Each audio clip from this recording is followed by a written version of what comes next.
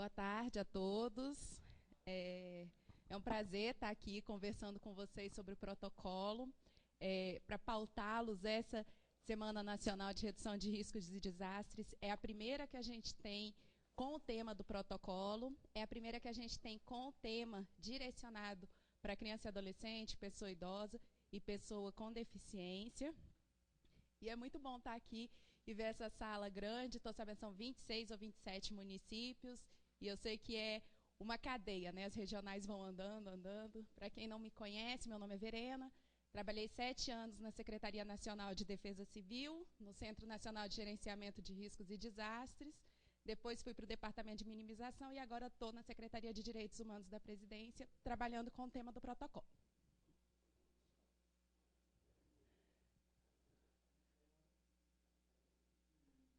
Vamos lá.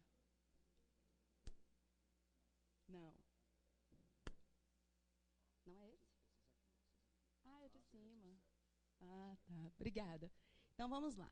Aqui a gente vem falando das especificidades dos três públicos e sempre me perguntam, por que vocês pensaram no protocolo só para pessoa idosa, pessoa com deficiência, criança e adolescente? Alguém tem essa dúvida aqui, quando vocês pegaram o folheto, vocês pensaram em alguma coisa desse tipo? Vi umas cabeças assim, outras na dúvida. Então, vamos lá. Quando a gente tem um cenário de desastre, a gente sabe que tem públicos que já têm uma vulnerabilidade e que, numa ocorrência de desastre, a vulnerabilidade se torna maior, correto? E aí, já fui questionada, e os moradores de rua? Vocês não vão pensar nos moradores de rua? O pessoal da Secretaria de Direitos Humanos já falou, o pessoal do Pop Rua, que é da população de rua, já veio perguntar, e aí a gente está pensando, e aí, como é que a gente trabalha isso, né? Então, a gente está pensando na ampliação. Só que aí o tema esses três públicos foi o que foi decretado para a gente pensar numa situação de desastre, a princípio, após o desastre da região serrana, no Rio de Janeiro. E aí a gente começou a pensar qual era o papel do governo. Gente, eu vou andar mais rápido, porque depois eu acho que é melhor a gente fazer um bate-bola de conversa, por isso que eu vou fazer rápido a apresentação, tá? Aí vamos lá, qual o papel do governo, né? A gente pensou em ordenar a política, fluxo, protocolo, a gente pensou em capacitação de profissionais que atuem direta ou indiretamente, porque às vezes a gente está preocupado em capacitar o nosso profissional que senta, que vai para a rua, mas a gente não sabe quem é aquele que encontra com a gente em campo. Quem é aquela pessoa que está com a gente em campo e que a gente vai precisar do auxílio deles? Eles também têm que ter conhecimento do que é os documentos, os nossos fluxos, das nossas legislações e da nossa forma de pensar e agir numa situação de emergência. Disponibilização de equipamentos e serviços, revisão da legislação, adesão a campanhas e protocolos e dar acesso à informação. O que a gente está pensando aqui? Primeiro, dar acesso à informação agora é lei, certo? Então, a gente não tem mais o que discutir, porque o que a gente não coloca no site, alguém vai lá na lei de acesso à informação e pede, e a gente tem que responder. Com direito a dias de recebimento. Se você não respondeu o que ele acha que teria que ser respondido, ele entra com recurso, e aí a gente vai... Vocês conhecem o processo da LAI, da Lei de Acesso à Informação? A gente vai andando em instâncias, até que o cidadão esteja satisfeito com a resposta do poder público. Adesão a campanhas e protocolos, eu aqui vou estar falando diretamente do protocolo, mas aqui em São Paulo vocês têm não sei quantos municípios que aderiram à campanha das cidades resilientes da ONU. Inclusive, semana passada eu recebi, acho que já estávamos em 286 cidades na campanha, já éramos o primeiro lugar no mundo com cidades com adesão à campanha das cidades resilientes, né? Revisão de legislação, a gente não precisa dizer, porque isso a gente está constantemente mudando, e depois que mudou, por exemplo, a Lei 12.608, que vieram as novas portarias para liberação de recurso, para ata de registro de preço, acredito que nos municípios vocês também estejam revendo essas legislações de como fazer essa atuação direta. Disponibilização de equipamentos e serviços, vocês são da Defesa Civil, eu não preciso falar mais nada, né? Que se vocês não têm equipamentos, vocês não têm muito como trabalhar. E aqui eu chamo a atenção de vocês também para essa questão da capacitação a profissionais que atuam direto ou indiretamente nas situações de desastre. Essa capacitação de profissionais, eu penso no profissional e penso também na população, né? Porque a nossa população também deve ser capacitada. Quantos municípios daqui fazem, por exemplo, como chama, gente? Simulados. Ninguém faz simulado aqui dentro? Não, não acredito, não. 1, 2. Simulado não?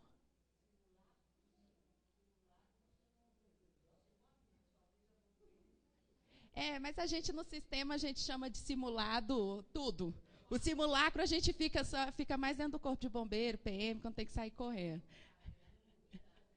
Não, estou dizendo que a gente, dentro do sistema, a gente sempre fala de simulado. Tanto que os manuais da Defesa Civil Nacional falam de simulado. Apesar de ser uma conceituação diferenciada. Eu entendo o que você está falando. O papel da sociedade, participação na elaboração das ações do comitê e dos conselhos de direito, atuação junto ao governo, prefeitura e pactuação, acesso à informação e núcleos comunitários de defesa civil. Participação na elaboração das ações do comitê e dos conselhos de direito. Alguém aqui da Defesa Civil já pensou em conversar com alguém dos conselhos de direito? Não estou falando de conselho tutelar, estou falando de conselho de direito.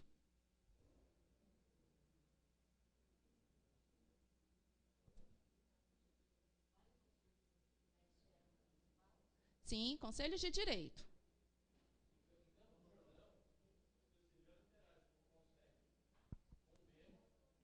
Condema. Oi. Campos do Jordão interage com Condema, consegue, Conselho de Saúde, né, Arthur? Né?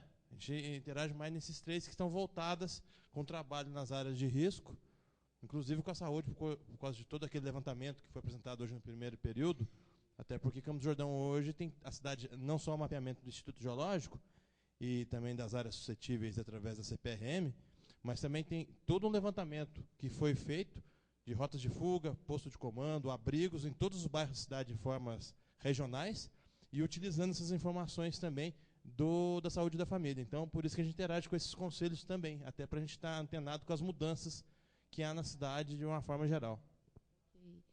E aí, qual é a importância dos conselhos, gente? O conselho é a união do poder público com a sociedade.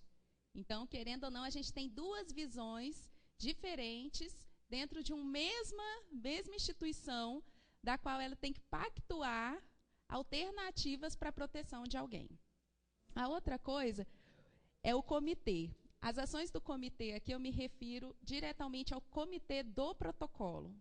Mais na frente eu vou falar, você adere ao protocolo e aí você tem que instituir um comitê local para trabalhar com o protocolo. Esse comitê, ele tem alguns órgãos que a gente considera que são preferencialmente que devem constar dentro desse comitê. Então, a gente tem área da saúde, infraestrutura, ambiente, assistência social, educação, blá, blá, blá, blá, Ministério Público, Conselhos de Direito da Pessoa com Deficiência, da pessoa idosa e da criança e do adolescente.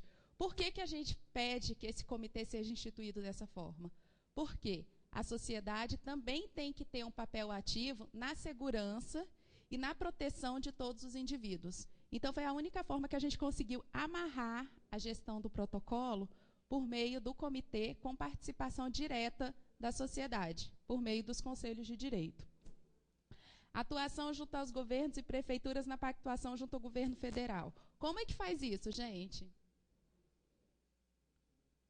Como é que a gente chega nessa atuação junto aos governos e prefeituras na pactuação junto ao governo federal? Nenhuma ideia?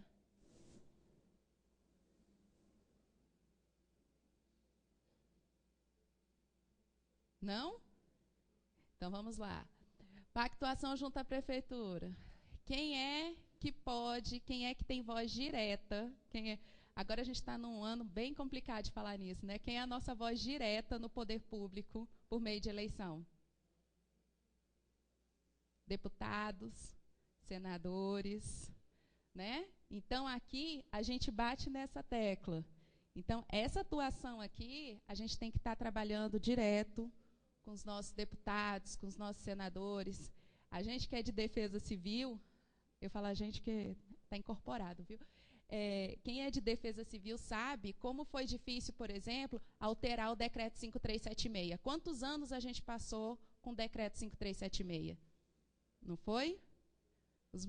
Tem os mais antigos aí, do 5376, sabe? Devem saber do que eu estou falando, que cada um era responsabilidade da caixinha da saúde, era responsabilidade da caixinha da educação, era responsabilidade da caixinha da assistência social, e o sistema não girava. A partir do momento que a gente teve um grande desastre, que foi o desastre da região serrana, a partir do momento da discussão que começou a ter dentro do Senado da Câmara, veio a Lei 12.608, que fala que é responsabilidade do Estado, é responsabilidade do município, é responsabilidade da União. Quer dizer, todo mundo tem responsabilidade compartilhada. Deixamos de ser uma caixinha. Então, isso é importante aqui, ó, quando a gente fala da atuação junto ao governo federal, a gente está pensando que essas pessoas que estão lá, que legislam para a gente tem que, sim, botar o pitaco, botar a mão lá na ferida deles e dizer o que a gente quer. Por exemplo, quantos de nós temos recurso aqui do PPA, por exemplo, ou de outros programas de governo, para poder fazer o mapeamento de área de risco que tem na nossa legislação 12.608, que é importante? Tirando os 18.800.000 reais que foram pactuados há não sei quantos anos atrás. Temos? Não temos. Então, aqui já fica uma visão do ponto 2. Acessar informações relacionadas a riscos e desastres, a gente já conversou atrás da Lei de Informação, e os núcleos comunitários de defesa civil, que não constam na nossa legislação de defesa civil hoje, não está previsto a legislação, mas no meu entendimento, eu acho que o sistema ainda acha importante, porque ele está dentro da 4ª diretriz da Conferência Nacional de Defesa Civil, quando fala de cidades resilientes, os núcleos comunitários também estão dentro dele. Então, eu entendo que o sistema ainda acredita nesse envolvimento da população. Aqui são os dados de desastre de 2013. Não vou ler muito. Em pesquisa, eu vi que em 2013, São Paulo teve 10 municípios que foram reconhecidos pelo governo federal, sendo um de estado de calamidade pública por causa de tornado. É isso? É? Não me lembro o nome do município agora. E aí, o que a gente vê no meio desses desastres todos? Está diminuindo? Está aumentando? Como é que estão esses níveis de desastre? Vocês já pensaram, já pegaram o anuário de desastre e foram estudar o anuário de desastres? A Secretaria lança todo ano o anuário. Esse ano de 2013 ainda não foi lançado por causa do período de campanha. Vocês já pegaram o anuário de desastre para entender um pouquinho as variações? Na internet, dentro do site da Secretaria, tem uma parte lá de publicações. Aí os anuários estão lá, menos o de 2013. Mas aí tem um anuário que é de 1991 a 2001, depois tem outro de 2011 e o de 2012. O de 2013 ainda não foi lançado. Então, o que é interessante? É que a gente comece, principalmente aqui por estado, a pegar o que está mudando nas características dos nossos desastres, né? Hoje mesmo São Paulo está na mídia por causa da falta d'água, né? Mas será que historicamente já teve isso alguma vez? Será que a gente já parou para pensar sobre isso? Com certeza já deve ter 1000 pesquisadores aí que foram atrás de saber se existe ou não esse tipo de dado. Então é importante a gente entender por quê. Esse exemplo aqui eu vou passar para vocês do Acre. Quando tinha desastre no Acre, eu estou falando de qualidade, né, de vida. Quando tinha desastre no Acre, desastre gradual, o rio vai aumentando, a população vai saindo aos poucos, né?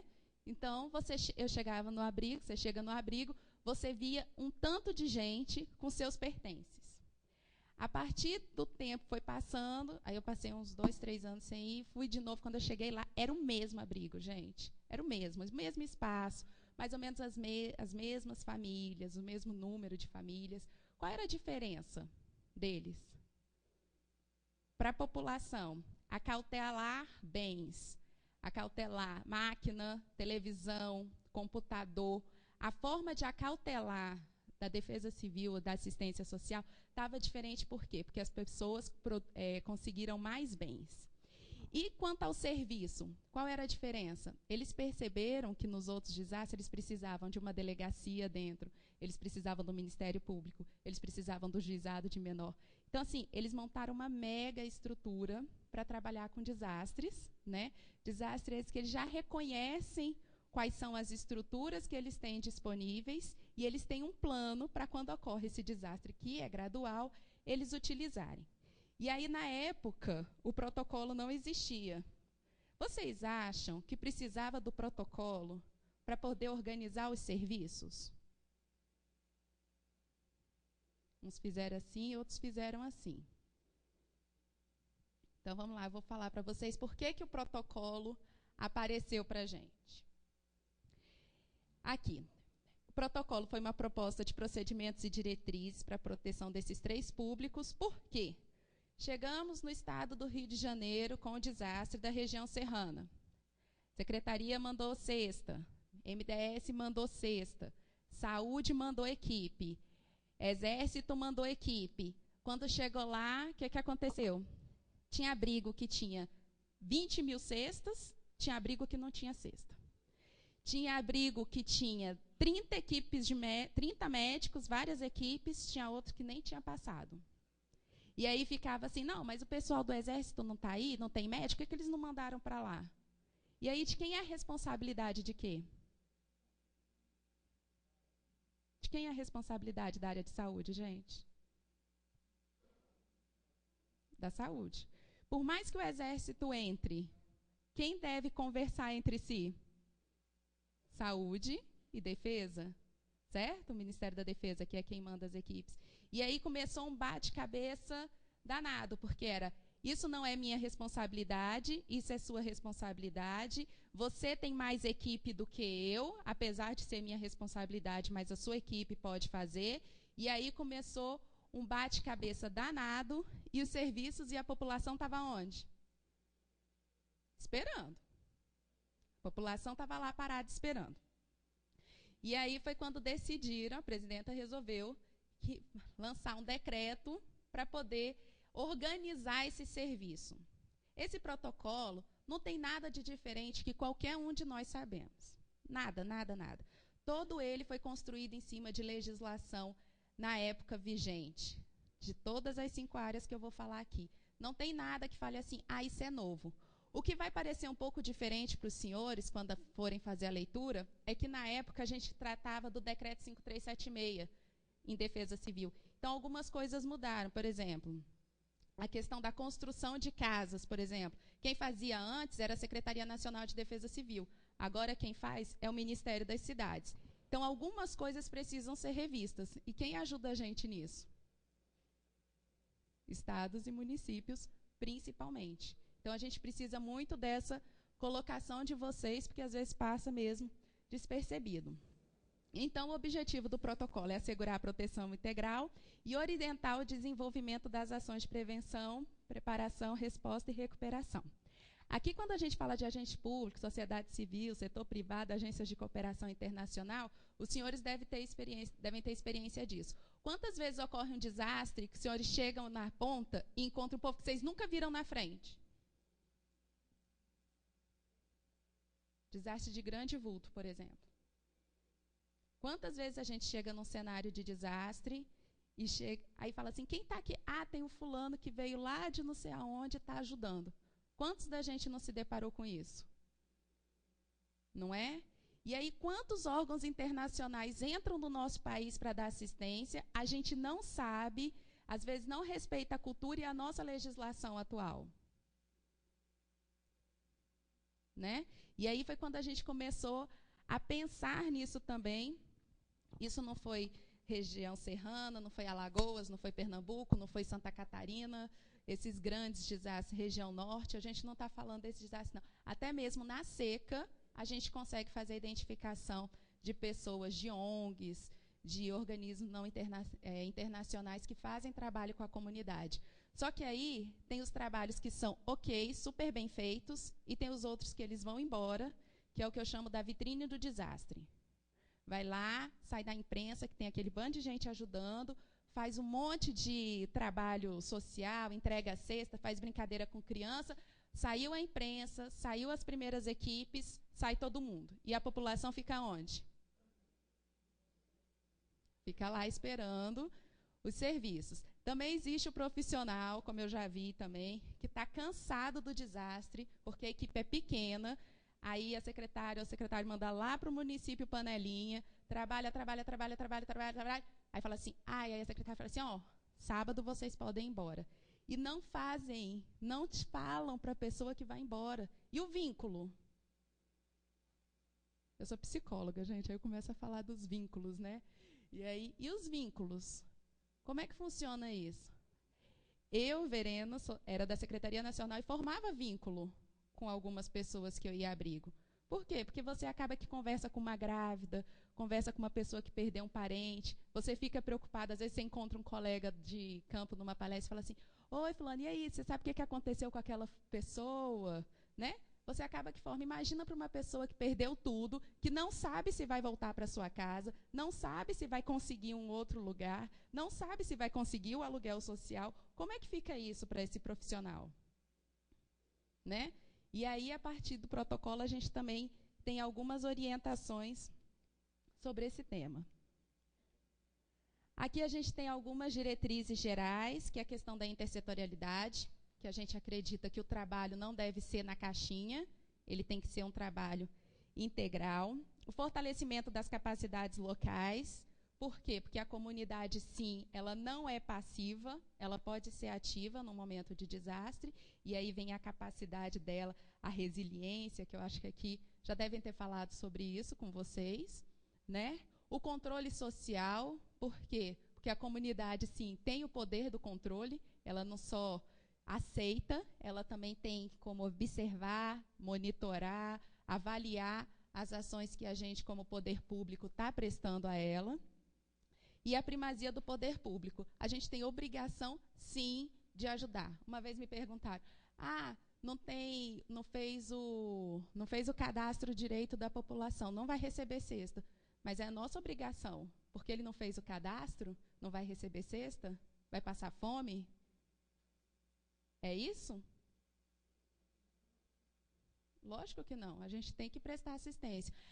O município não aderiu ao cartão de pagamento de defesa civil. Está lá rolando a maior enchente. A gente não vai mandar a equipe para lá, para o município, porque ele não aderiu ao cartão de pagamento de defesa civil?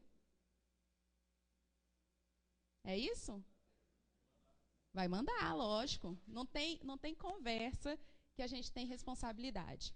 As específicas, minimização dos danos, a gente não precisa nem falar. Não flexibilização do direito, e aí eu não estou falando de ausência de direito, eu estou falando, sim, que a pessoa tem direito, sim, à cadeira, por exemplo, de rodas dela. Fez o resgate, não deu para carregar a cadeira, vamos correr atrás. Aquela cadeira faz parte dela. Ela é a locomoção dela.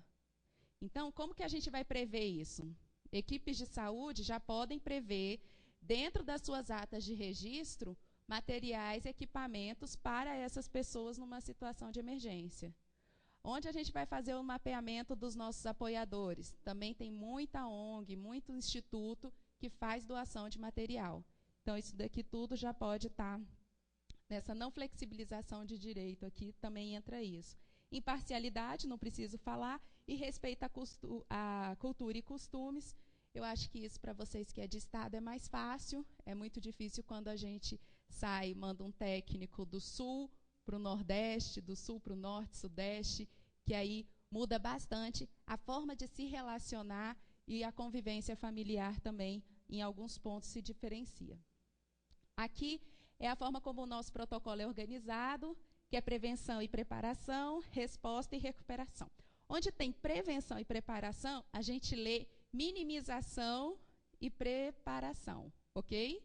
Porque a gente não tem aqui as questões de prevenção, que é a exclusão do risco. Aqui a gente tem mais a parte de minimização mesmo. Resposta e recuperação, os 3 sujeitos de direito. Ali são as áreas que são abordadas dentro do protocolo.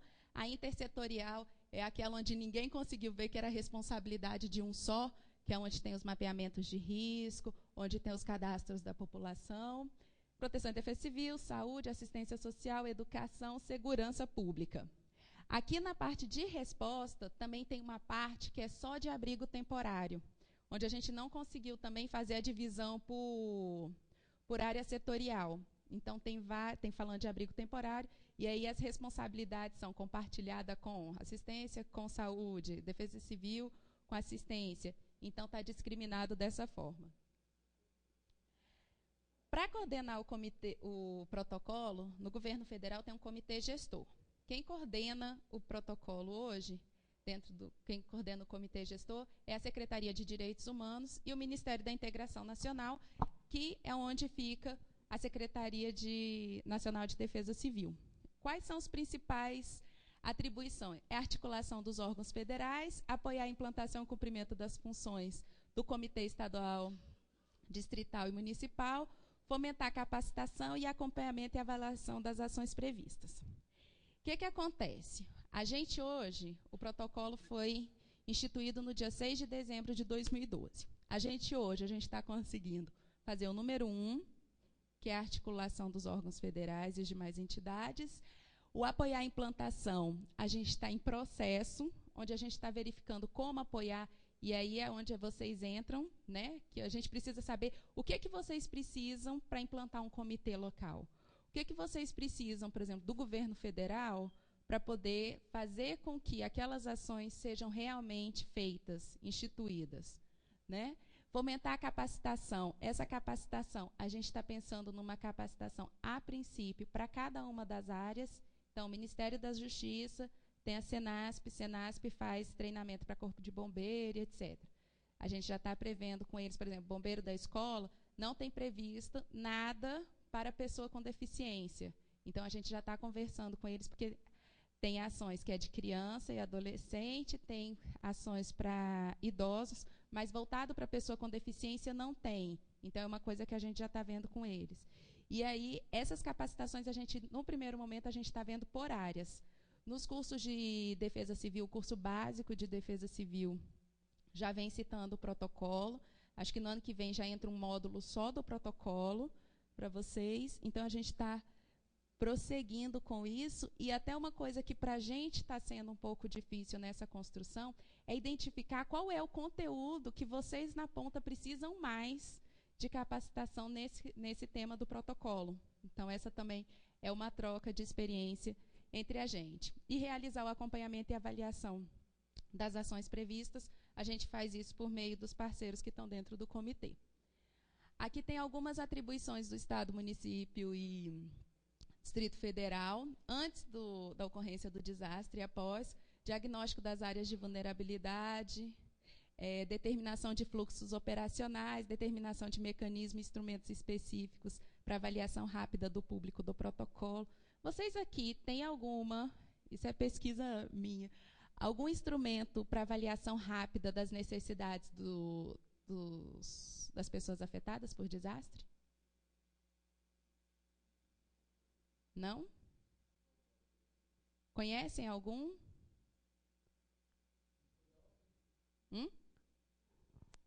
Vistorial abrigo. Amigo? Abrigo. Não, eu estou falando assim, se tem, vistoriar sim, mas você tem um negócio, você fala assim, isso daqui se deu tantos %, quer dizer que eu preciso implantar isso. Que tem, por exemplo, no Unicef, tem, para a área internacional? Não, né?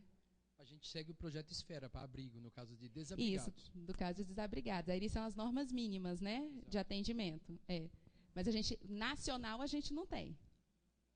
Né? Isso é uma coisa que a gente precisa construir. Mesmo porque as normas mínimas, às vezes a gente ainda bate com o Ministério da Saúde, que diz para a gente que tem coisa ali que a gente não pode cumprir. Né? É meio... ajuda, mas não... não facilita totalmente. Após a ocorrência de desastre, levantar a informação do número e condições do público do protocolo, desabrigado e desalojado, coordenar e monitorar a execução das ações e elaborar relatórios sobre grave violação. O que tem perguntado para a gente, o que a imprensa, quando tem um desastre, pergunta para a Secretaria de Direitos Humanos? Vocês sabem quantas crianças e adolescentes, pessoas idosas, pessoas com deficiência, foram afetadas por desastre? Qual é a nossa resposta?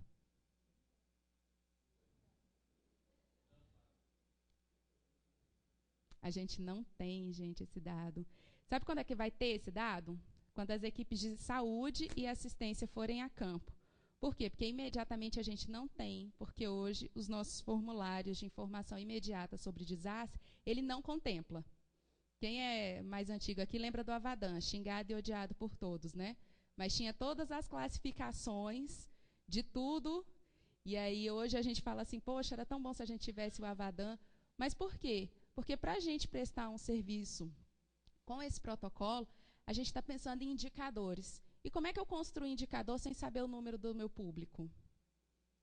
É o mínimo que eu consigo pensar para começar a construir um indicador, é saber desses números. Hoje a assistência, em alguns lugares, a assistência e o pessoal da área de saúde consegue passar para a gente. Mas não é rápido como a imprensa quer, não é tão logo. A gente precisa contar com as equipes locais mesmo. Algumas atividades importantes aqui que eu selecionei foi aderir ao protocolo, instituir o comitê, apoiar a implantação e manutenção dos núcleos, apoiar a implantação dos núcleos jovens dentro das escolas, fazer o levantamento das vulnerabilidades e capacidade e divulgação das diretrizes e ações do protocolo. A gente está, acredito que até o final do ano, se Deus quiser, a Secretaria vai lançar um material do protocolo para a população, voltado para a população, para que a pessoa tenha conhecimento do que é o protocolo, e também vai ter um outro que vai ser lançado para o gestor, né? Porque como que eu vou montar a reunião? O que eu vou falar nessa reunião? O que eu vou fazer? Como é que eu vou mobilizar a população? Como é que eu vou mobilizar um agente não governamental? Então, a gente está pensando em fazer essa divulgação dessa forma, e hoje dentro do site a gente também tem uma parte que fala só sobre o protocolo. E aqui nos NUDEC Jovens, eu deixei aqui para vocês, porque eu acho que a partir do ano que vem, vamos ver se me ajuda, vai ter de novo aquela campanha mais intensa para as escolas seguras, né? Que antes a gente falava muito dos hospitais seguros, escolas seguras, aí ficou muito tempo batendo em questão dos hospitais seguros, e agora vai voltar à tona de novo a questão das escolas seguras. E as escolas seguras a gente pode ter, sim, eu não estou falando da escola segura só do ambiente físico, mas eu estou falando também daquelas pessoas que compõem a comunidade escolar. Aqui eu fiz um passo a passo de como aderir ao protocolo, conhecer o documento, acessar o site. Tenho lá uma minuta do termo de adesão. Eu deixei um material, uma pasta aqui para vocês, quem tiver interesse, completa com tudo do protocolo. Os encaminhamentos para a área jurídica do local, do município, o envio das 3 vias para a Secretaria de Direitos Humanos, aí de lá ela vai para o Ministério da Integração. Quando o ministro da Integração assina, volta para a SDH, que faz a publicação no Diário Oficial, e aqui criar e instituir o comitê, organizar a pauta, a reunião, chamar parceiro e desenvolver as atividades propostas. Aqui eu ia demorar mais 2 horas para falar disso, eu fiz de uma forma bem resumida. Aqui, implementação das atividades, eu botei divulgação do protocolo como ferramenta, campanha, folder, rádio. Essa semana, por exemplo, essa semana que está sendo aqui, esse dia de São Paulo, está sendo uma forma de divulgação do protocolo. Quantos de vocês aqui não conheciam o protocolo?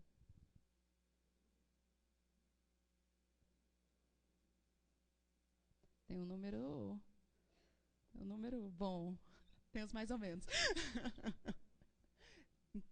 Então, essa semana, assim, para a gente é uma grande alegria estar aqui, justamente porque a gente está tendo espaço de falar desse protocolo. A capacitação, informações sobre as ações, com foco na população e dos profissionais, por meio de oficinas e seminários e das redes locais. E o mapeamento das redes locais, gente, esse é o mapeamento das redes locais, é o mais legal que tem. Eu comecei a brincar disso lá em Campinas com o Sidney, e aí a gente estava fazendo quase um tecido. Que eu falei para ele, mas tem isso, tem aquilo, tem aquilo, tem aquilo. Começamos a falar, e ele começou a falar um monte de coisa para mim, eu fiquei olhando para a cara dele. Falei, gente, eu não tinha pensado nisso. E aí, esse mapeamento da rede é com que faz que a gente ande mais tempo com o nosso protocolo. Essa rede ela é pública e ela é privada. Ela precisa ser mobilizada o tempo inteiro? Não. Preciso mobilizar todo mundo da minha rede de uma vez só quando acontece uma emergência ou quando eu quero fazer uma ação de minimização de desastre? Não. Mas eu preciso saber quem são as pessoas que estão disponíveis para aquele serviço? Sim. Então, esse mapeamento das redes para mim, é um dos pontos fundamentais desse trabalho. Aqui eu coloquei para vocês 2 canais de denúncia que funcionam lá na SDH. O Disque 100, que eu acredito que todos já conheçam, que recebe denúncia de violação de direito. Essas violações são denúncias, não são fatos. Depois, a porta de entrada é o Disque 100 e a porta de saída vai Ministério Público, delegacias, conselhos tutelares. Então, ela é espalhada, não é fato, é denúncia. E um outro que foi lançado, o aplicativo Proteja Brasil, que é um aplicativo que a gente pode baixar nos nossos celulares, onde tem mapeado quais são os tipos de violação. Tem um link que você vai direto para uma ligação para o Disque 100. Você tem um mapa que, quando você diz onde você está, ele consegue identificar para você quais são as delegacias mais próximas, quais são os conselhos tutelares mais próximos. E esse foi um aplicativo que foi muito utilizado no período da Copa. E a gente tem procurado ver a questão do aprimoramento dele para a utilização. E mesmo depois da Copa, ele ainda continuou sendo usado, que foi muito bom, porque a gente divulga, faz uma divulgação em massa durante um tempo e depois as coisas ficam meio esquecidas, né? E acaba que dessa vez a gente teve esse ganho com esse projeto. Aqui eu coloquei para vocês alguns links sobre o protocolo, a publicação, a minuta, o Unicef, os sites da Secretaria e dos Ministérios. E aqui estão os meus contatos, caso vocês queiram. Tá bom? Para conseguir o protocolo, o que vocês precisam? Anotem esse protocolo integral@sdh, mandar para a gente dizendo quantos protocolos vocês querem, o endereço de envio, a pessoa responsável, e a gente, dentro da disponibilidade de material, a gente faz um encaminhamento para vocês. Obrigada.